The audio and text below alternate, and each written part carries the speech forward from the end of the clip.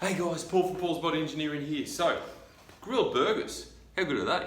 And in point of fact, they're actually a pretty healthy choice compared to the likes of other takeaways from, say, McDonald's, Hungry Jack's, just to point out a few, made fresher with fresher ingredients, etc., etc. So look, they are a healthier alternative if you want to go out for a meal and you're craving a burger. Now, a lot of you would have seen, particularly if you've eaten there, they advertise quite heavily their low-carb bun.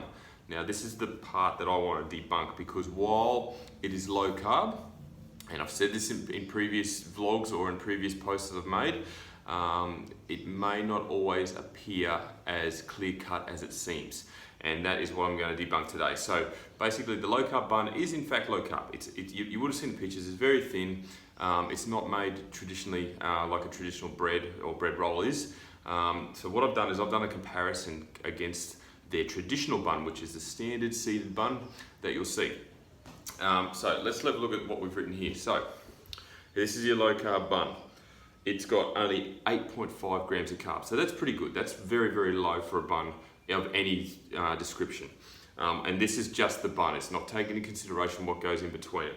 It's got 11 grams of protein and a whopping 21.2 grams of fat. Now that's a lot of fat. Compared over here to the traditional bun where everything is reversed. So it's quite high in carbs, 38.5 grams of carbs, 7.5 grams of protein, and only 2.4 grams of fat, so the fat's quite low. Now, if we convert all that into calories, we can do an even comparison of the two. So, total calories of carbs is only 34, total calories of protein is 44, and because the fat's so high, the total calories in fat is 190.8, giving the low carb bun a total calorie of 268.8. So that's not too bad.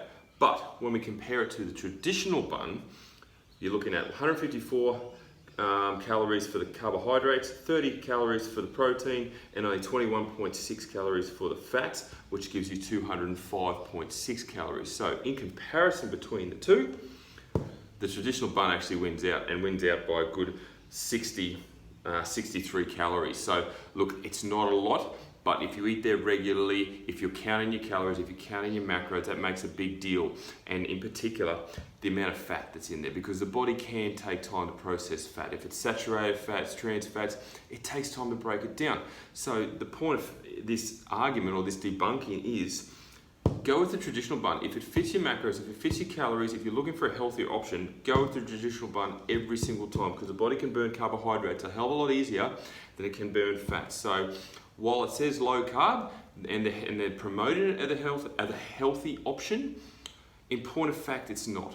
Yes, it is advertised correctly because it is low carb, but the fat content, that's a huge amount. That's almost someone's daily intake. So while on the surface it always looks great, it's obviously cleverly marketed.